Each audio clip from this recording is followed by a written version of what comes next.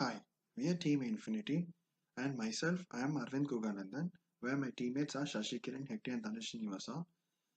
I am here to give you a demo about multi-feature classification of RNA dataset. Before moving towards the detail of the project, we know that cancer is one of the most important diseases that can occur to human beings. The earlier we predict the cancer, the better the outcomes are, and the better the chances of survival. So our model here is to take the RNA dataset from from a portal named GDC where it maintains all the cancer related dataset, and we are going to do multi-feature classification by by using certain algorithms and in order to predict the cancer at as early as possible. So before moving to the project, let me show you a small animation clip where which resides the analogy of our project.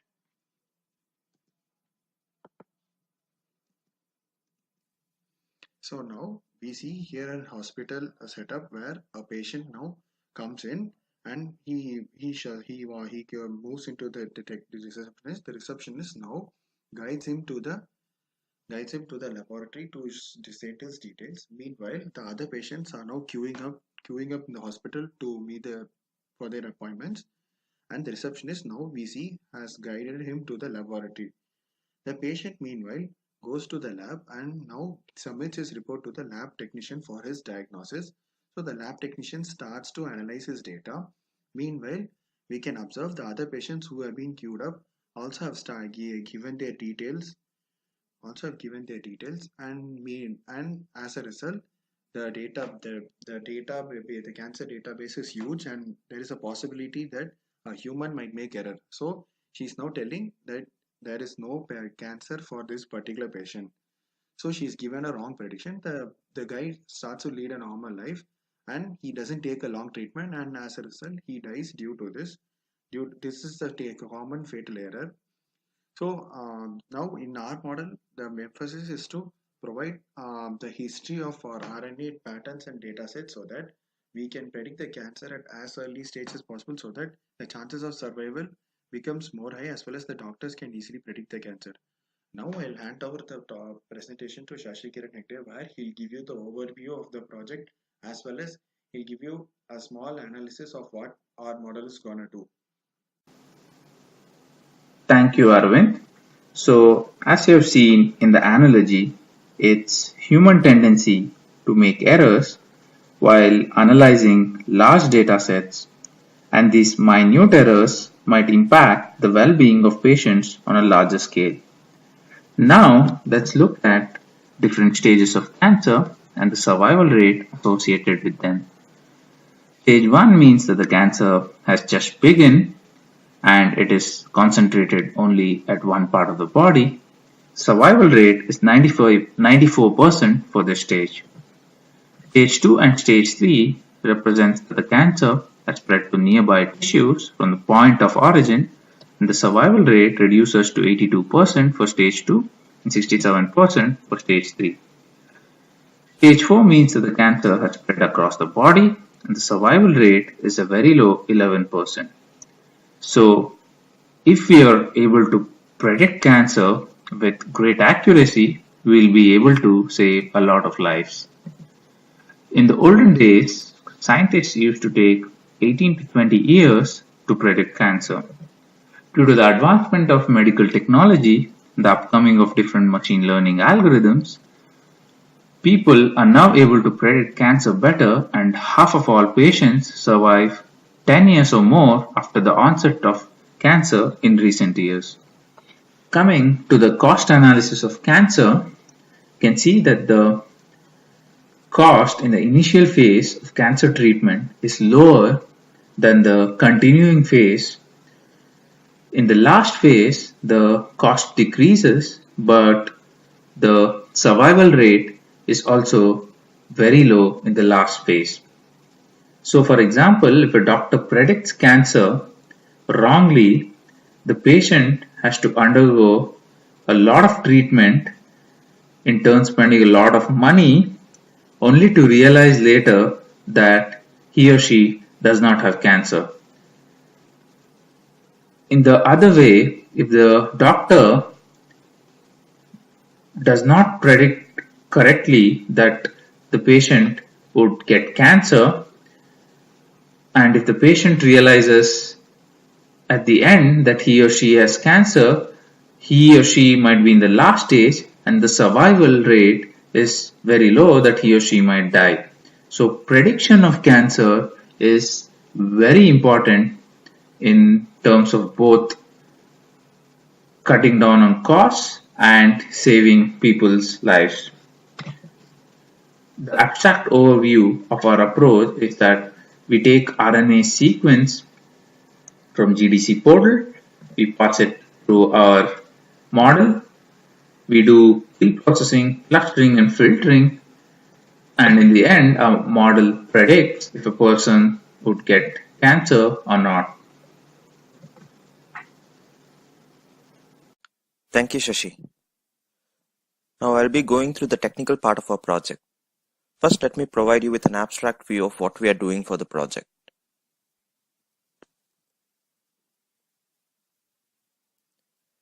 So we downloaded the RNA dataset from the GDC portal where the data was in gigabytes. So we had to do some pre-processing. A quick analysis of the data showed 11,000 samples with 65,000 plus classes or features. Since the dataset was too big to be processed on a general purpose computer, we uploaded the data to the cloud and used Amazon AWS services to run most of the initial part of the feature selection.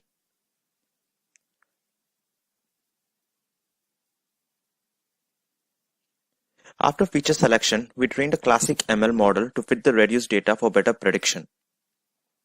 Now let's dive deeper into the technical overview of the model. We know most ML models have a basic flow of feature reduction using PCA or other feature reduction algorithms, and then followed by a classic ML. However, to make our project somewhat unique, we do feature selection using supervised and unsupervised algorithms and take the intersection of those features for better feature selection. Okay, so the gene pool data is taken from the GDC portal, and in the GDC portal we go to repository and we select data category as transcriptome profiling, experimental strategy as RNA sequence, and workflow type as HT sequence counts. So we'll be manifest downloading the files first.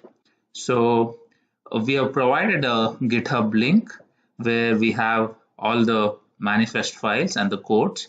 So let's open that GitHub repository and let's clone that. So let me copy this link and let me come here and give this command git clone.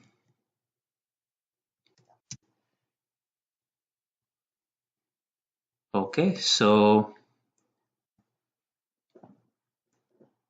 it's downloading all the files into this final demo folder. So this will take some time.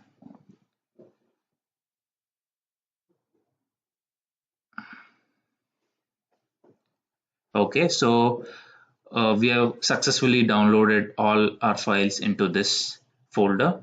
So as I was telling you, the manifest files, I'll show that to you here. So we have a folder called manifest, and if you see, this is the GDC manifest file which we have downloaded from clicking on this manifest button. So first we have to include a data transfer tool to download all the files from the manifest file. So the manifest file is just a text file. So we have installed GDC client, which is a data transfer tool. We have the exe file here, and we'll be creating a new folder called data here.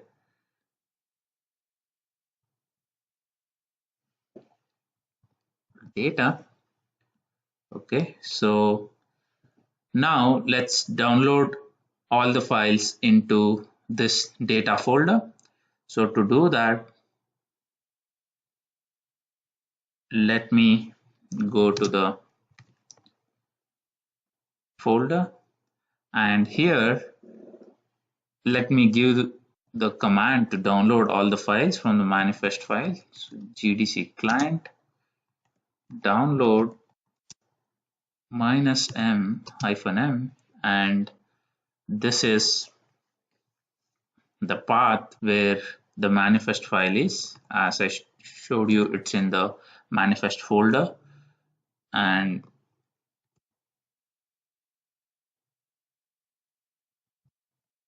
it is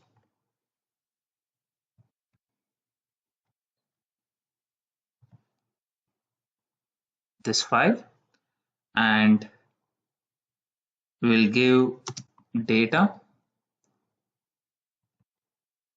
-d, and we'll give the folder where it should be downloaded. So it'll be data for us. So when we press enter, all the files will get downloaded into the data folder which I have created. So this will take some time for it to pop up. The data is getting downloaded. It took some time for the data downloading process to start. So here, if we go now to the data, this thing, so here you can see that the files are getting downloaded. Okay, so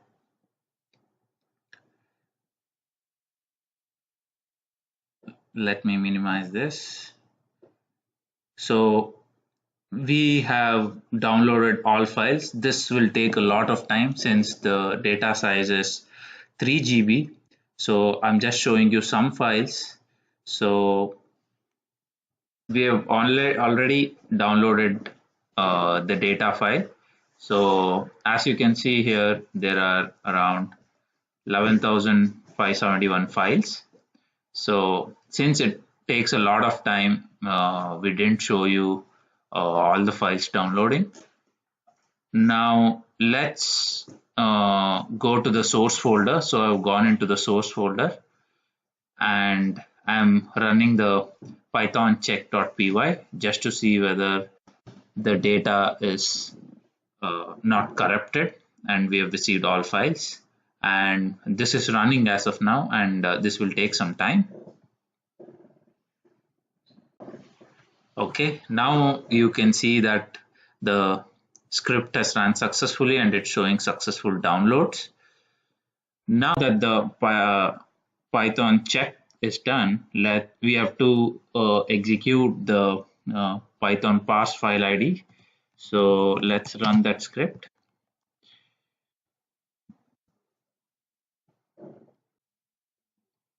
We have successfully run this script. So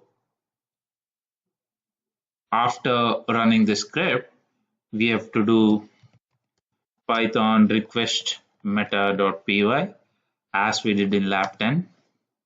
So this is gonna take some time.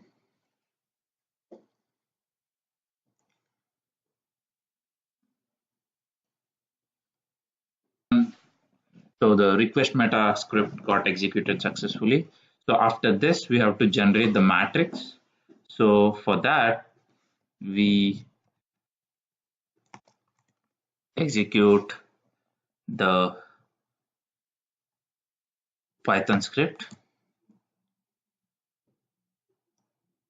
So it says gen me-RNA matrix.py, but the data is only RNA. So in lab 10 we had used me-RNA, but here we haven't changed the file name. We've used the same file name, but we are taking RNA sequence data as I showed you at the beginning. And also we are taking only 1,000 samples and doing our clustering and using k-means and doing clustering and doing feature reduction, and then predicting accuracy and other stuff, because the size of the data is too huge, and it'll take a lot of time if we consider all of the data. So we are splitting up files into 1,000 samples and doing clustering and applying ML and doing everything on it.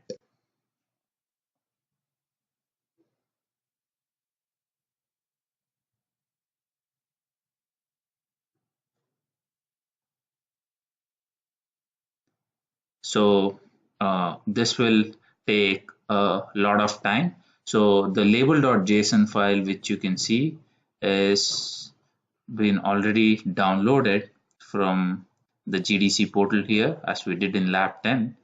So this is going to take a lot of time. So what I'll do is I'll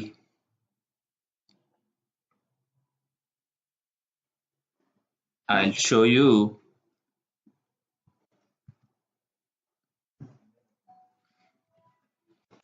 So I exited this, but I'll show you that the mRNA RNA matrix has been successfully generated, and this is 0, saying that we are taking the first 1,000 samples. And now we have to do clustering, and then we'll proceed from there. So okay, so now to do we have to do k-means clustering on our data. So but we don't know the value of k. So to find the value of k, we'll be using the WSSC elbow method, as mentioned in the paper. So to do that, we'll be using AWS Apache Spark for parallel computing, so that it is faster. If we do it manually with a script, it'll take a lot of time. So we'll use the help of AWS. So I've already logged into AWS. So let me show you the S3 bucket where we'll be storing the data. So we have already created the bucket, and we already have the required files here. And now let me show you the EMR cluster. So I have to create a EMR cluster. So let me create a cluster. Let's name it K-means, and the application as Spark. And this is M4 large, and this is just a EC2 key pair. And now I'll be creating a cluster. So this cluster creation will take a little bit of time. So let's wait for that.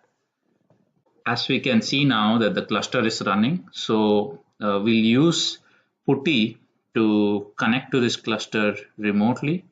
So this is the DNS address which we have to log into PuTTY.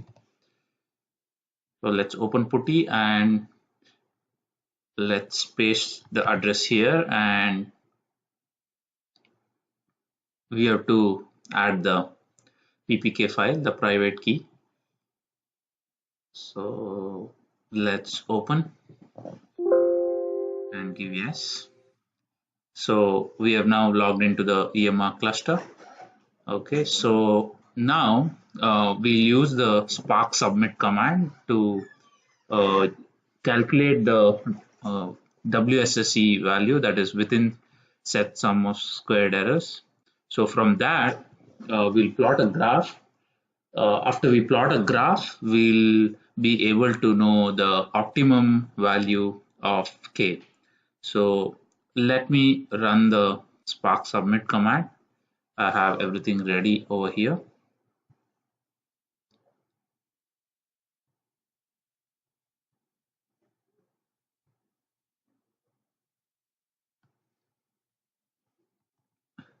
Okay, so let me run that here. Okay, so I'll press enter.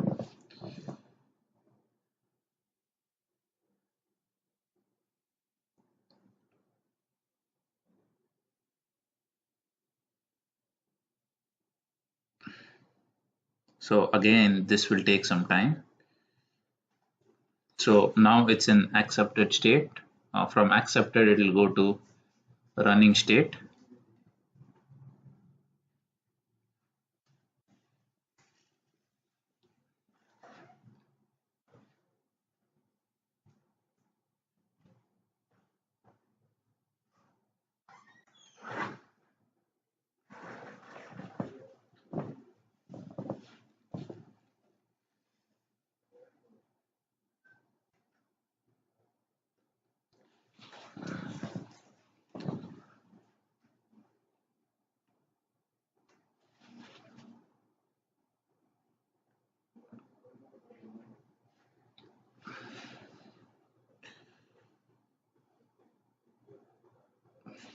So as you can see here now, it's showing succeeded.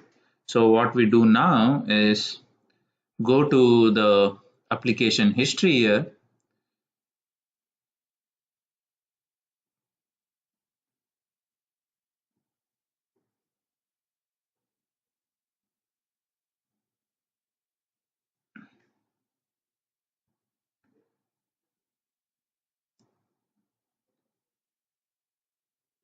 So now as you can see, an application ID has been generated.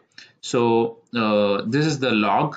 So when I run this using the yarn command, it will give me the WSSE value. So from the WSSE value, we'll plot a graph. I'll show you the graph later and we'll find out the value of K. So let me copy this and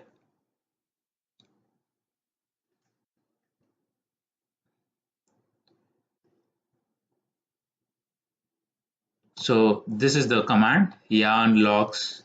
So instead of this application, will application ID, we'll give our application ID now and we'll run this command again in the EMR cluster. So let's run this now.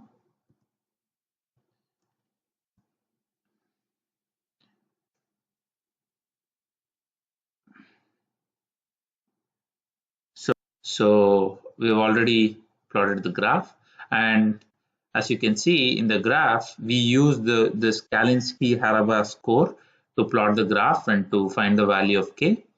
So the peak is at around 28. So we can use any value from 28 to 31, but we'll be using K as 28. So after this, we'll be executing the uh, feature reduction script. So let me show you that script source, and here is that script feature reduction.py. Let me open it, and here we are using we are writing this script where we are using both k-means and LDA. So first we are doing k-means reduce. So we're doing it 10 times so that for feature reduction. So after feature reduction, we'll do linear discriminant analysis to further reduce features. After this, we use a classical machine learning model, that is SVM in our case, and we'll train the model, and then we'll predict the accuracy, precision, and the F1 score. Let's run this script.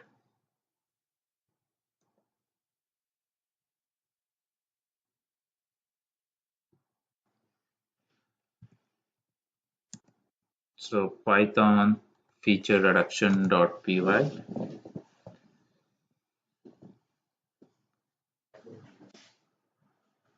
the feature set got reduced from uh, 60 more than 60,000 to around 4,156 for reducing for running k-means 10 times. So what we did after doing k-means 10 times was we did LDA. So here, see, you can see that after k-means feature reduction and LDA, we have the number of features reduced from 4,156 to 28. Okay, so what we did was then using this, we plotted a graph. So here you can see the figure. So this is using both k-means and LDA. This is the accuracy we got. You can see that we got 96.97, precision 98.88, F1 as this, and recall as 96 something percentage. If we did only LDA on our data, the values of accuracy was way too low. Like it was 91, the precision was 95, the F1 was 93. You can see that in this graph. This is the graph for only LDA. So this was done for like 1,000 samples. We divided the file into 1,000 samples, but we did it for the other files as well. The remaining files, we got around the same accuracy for all the files. So even if we do the combined RNA file, we'll be getting the same accuracy and precision. And we can use this method for any other data from GDC portal as well. This shows that our method gives us better accuracy and prediction rather than just using LDA or k-means. So that was about the project. So